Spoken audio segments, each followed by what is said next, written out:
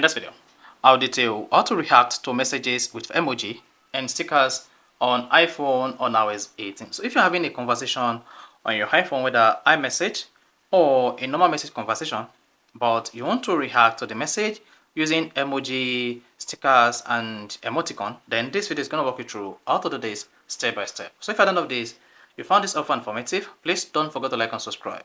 Now the first thing to do is open the messages app on your iPhone. Then locate the chart where you want to react with emojis or stickers. Just press and hold the message like this. Then you're gonna see the emoji pops. You can just swipe like this to see more of these emojis. Then select the emoji. Then you see the emoji added to the text. Or better still, press and hold it like this. Then tap add sticker. If you want to add sticker to the message, then here you have access to your iPhone stickers like this. So you can just come here and select the sticker you want to use, then select it. Then once you click on send it, this is going to send sticker to the message you reacted to. Then you can repeat this on all iMessage on your iPhone. Mark you can also do this on normal message on your iPhone.